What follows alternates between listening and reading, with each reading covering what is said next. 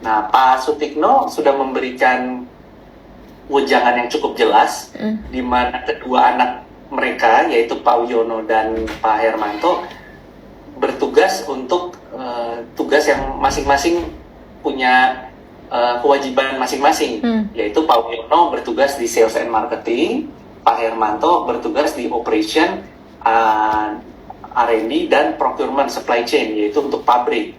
Nah, hal ini diteruskan kepada generasi ketiga saat ini, yaitu Pak Wiono diteruskan oleh Pak Ruslan Tanoko. Jadi Pak Wiono adalah CEO dari perusahaan Avian Tbk, dan Pak Ruslan adalah wakil dari CEO. Beliau melanjutkan tugas dari ayahnya, yaitu di Sales and Marketing, dan Pak Hermanto saat ini duduk sebagai komisaris utama dari Avian. Beliau dilanjutkan secara operasional oleh anaknya, yaitu Pak Robert Tanoko, di produksi pabrik dan operasional produk gitu. Jadi kedua kakak beradik ini ya yang secara aktif fokus mengembangkan bisnis Avian, Bu. Nah, Pak Ruslan dan Pak Robert merupakan dari keluarga pemilik yang meneruskan bisnis Avian dalam hal operasional secara sehari-hari, Bu. Secara kepemilikan, perusahaan ini tahun 2017 sudah memiliki partner investor, yaitu GIC.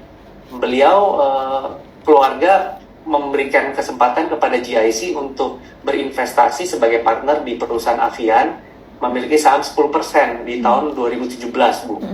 Nah, itu sebelum kami awalnya melakukan roadshow untuk IPO di tahun 2017. Tapi karena GIC masuk di perusahaan, jadi kami menunda untuk IPO sampai akhirnya di tahun 2021 akhir. Nah, GIC membantu kami untuk secara operation memperbaiki good corporate governance, siap menghadapi IPO di tahun 2021. Nah, sejak tahun 2021 akhir, GIC melakukan divestasi mereka sebagian waktu IPO sebesar 3%, sehingga saat ini GIC memiliki saham 6,3%. Kemudian keluarga memiliki total saham 75%, dan publik memiliki saham kurang lebih 18,9% yang floating di market. Kurang lebih seperti itu, Bu, gambaran kepemilikan saham perusahaan Avian, Bu. Oke, menarik. Jadi mungkin ini memang ada sebagian milik Pak Hermanto Tanoko, tapi foundernya adalah ayahnya. Jadi ini adalah masuk generasi ketiga ya jadinya, Pak ya? Betul, saat ini masuk generasi ketiga, Bu. Jadi kepemilikan sahamnya didominasi oleh Pak Wiono dan Pak Hermanto, yang jumlah sahamnya kurang lebih mirip-mirip di level 30-an%, Bu. Oke. Ya, jadi ini buat teman-teman yang baru mengenal Avian ini, kurang lebih sekilas backgroundnya kurang lebih kayak gini. Oke, mungkin ini ada sedikit pertanyaan, saya coba bacakan. Bagaimana dengan kondisi kompetisi di industri cat di Indonesia saat ini? Dengar-dengar banyak yang lagi turunin harga dan kelihatannya berpotensi memicu price war di industri. Ini bagaimana nih, Pak Andreas? Pertanyaan dari Bu Enji ya? Iya. Terima kasih, Bu Enji. Jadi saya coba jawab. Memang di sepanjang sejarah industri cat di Indonesia, kami tidak pernah melihat adanya price war atau down pricing di industri cat. Lebih arah ke perusahaan cat itu mempertahankan profit margin mereka. Nah, namun dengan kejadian apa yang terjadi di 2022, di mana inflasi cukup tinggi, kemudian biaya bahan baku naik, setiap pemain-pemain besar cat sudah melakukan kenaikan harga sebanyak 6 kali yang tadi saya jelaskan, total 25%. Sehingga kita melihat dalam hal khususnya repainting business di retail itu ada terjadi pelemahan daya beli konsumen. Tapi kami tidak ingin untuk melakukan diskon terhadap harga jual kami, tapi lebih ke arah kami meluncurkan produk efisien kami, yaitu di tiga produk segmen kami di architectural solusi, yaitu waterproofing, kemudian wood and metal, dan wall paint. Nah, produk efisien yang pertama, ekonomis yang kami luncurkan pertama di wood and metal, yaitu produk Avian Celing. Kami luncurkan di Desember 2022. Itu harganya 20% lebih murah dibandingkan dengan Avian, merek Avian di divisi wood and metal.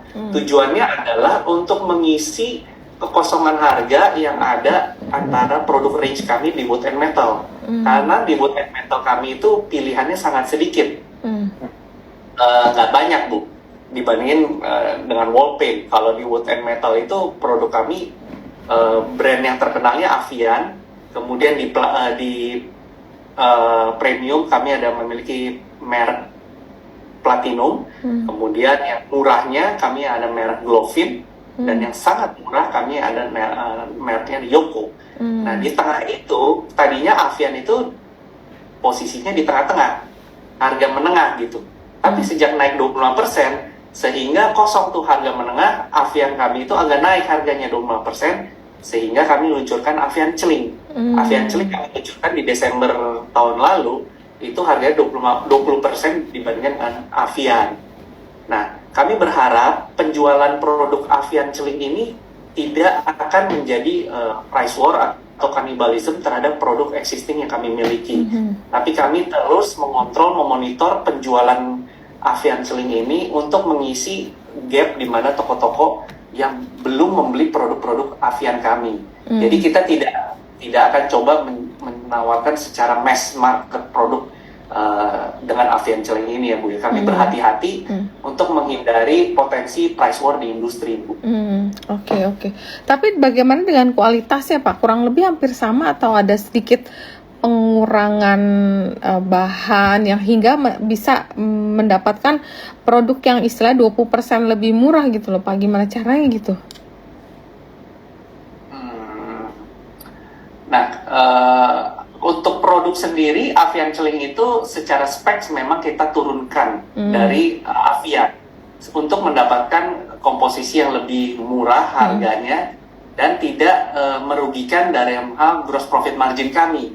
Dalam hal gross profit margin secara produk memang kami terkena 2-3% berkurang gross profit margin kami di level produk. Tapi gross profit margin kami hitung itu adalah kombinasi antara gross profit produk dan biaya promosi penjualan terhadap toko bahan bangunan. Nah, kalau kita jual produk Avian Celing dengan margin yang berkurang 2-3%, otomatis kita kurangi biaya promosi kami atau biaya sales, komisi terhadap tenaga pemasar kami. Sehingga di total bottom gross profit margin kami akan levelnya sama antara Avian dan Avian Celing. Oke. Ngerti. Menarik. Kemudian, itu akan kami lanjutkan dengan produk-produk berikutnya. Jadi di wall paint nanti kami akan meluncurkan produk ekonomis dari Avitex. Kemudian di waterproofing nanti kita akan meluncurkan produk ekonomis dari merek Nodro. Oke. Ya bagus sih. Memberikan opsi yang lebih ekonomis untuk konsumen gitu. Iya. Oke. Iya menarik sih. Jadi misalnya yang budgetnya yang misalnya terbatas, ada pilihan dari Avian yang disesuaikan dengan budgetnya begitu ya Pak ya? Betul Bu Rita. Oke. Kemudian ini ada pertanyaan juga dari Pak Herman. Apakah data acuan konsumsi cat misalnya 1% terhadap GDP atau sebagainya di Indonesia dibanding negara berkembang seperti China, India, dan negara maju seperti US untuk sebagai pembanding besar potensi market growth-nya? 2. Berapa besar persen market share Avian dengan brand lain di market? Terima kasih untuk pertanyaannya Pak Herman. Kalau untuk pertanyaan 1, data acuan konsumsi cat tersebut sayangnya belum ada Pak di Indonesia dibandingin dengan negara berkembang Cina atau India atau negara maju. Sedangkan untuk market growth-nya itu lebih ke arah, kalau kami lihat lebih ke arah dari bagaimana tren minimum wage atau UMR itu ada di Indonesia. Sepanjang 2 tahun terakhir kami lihat UMR persentase kenaikan UMR di Indonesia sangat rendah, kurang lebih kalau nggak salah 2%, dibandingkan dengan inflasinya yang naiknya jauh lebih cepat dibandingkan dengan kenaikan UMR. Nah, kami berharap kalau pemerintah bisa menaikkan nilai UMR tersebut lebih tinggi, high single digit atau sampai double digit, lebih tinggi dari nilai inflasi, sehingga konsumen memiliki dana lebih untuk berkonsumsi kebutuhan di luar kebutuhan primer, Bu. Karena kan CHED ini merupakan, boleh dibilang perusahaan Avian itu consumer behavior ya, Bu. Yes. Karena 99% itu mereka berbelanja untuk kebutuhan renovasi rumah. Nah, kebutuhan renovasi rumah itu kan merupakan kebutuhan yang sekunder, bukan primer, sandang pangan papannya. Kalau banyak di Indonesia kita lihat rumah-rumah khususnya di daerah terpencil, itu yang belum memiliki rumah dengan dinding yang dicat. Jadi buat mereka memiliki rumah aja dengan atap tertutup aja sudah merupakan tujuan utama gitu. Kalau mereka masyarakat menengah ke bawah memiliki daya beli yang lebih, otomatis harus didukung dengan UMR-nya yang naik gitu, Bu. Ada penambahan tingkat UMR gitu. Mungkin itu sebagai parameter untuk bagaimana untuk melihat daya acuan konsumsi cat di Indonesia naik atau enggak gitu, Bu. Nah, yang kedua, pertanyaan berapa besar persentase market share Avian dengan brand lain, itu ada datanya di prospektus kami, di mana pihak ketiga, badan konsultan Frost & Sullivan melakukan survei di market terhadap beberapa pemain-pemain besar di Indonesia.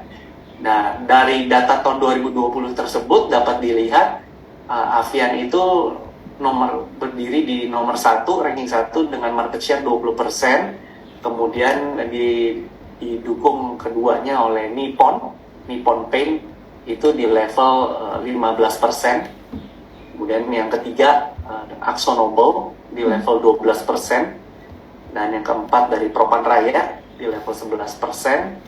Kemudian ada Mowilex di level 8%, Jotun 5%, Pacific Paint di level 4%, dan gabungan dari total lebih dari 200 pemain cat di Indonesia itu kurang lebih 26%. 26% itu gabungan karena ada sebagian yang tidak berbisnis secara nationwide, hanya pemain-pemain regional gitu. Nah, data ini 2020 sampai tahun 2022 mengalami perubahan kurang lebih 3-5% ya. Ada perubahan naik turun gitu, Bu ya.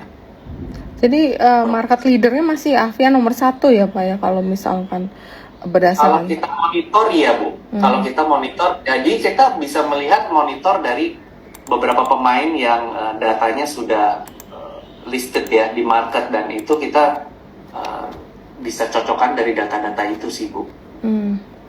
Oke. Data penjualan. Iya, data penjualannya nomor 1. Oke.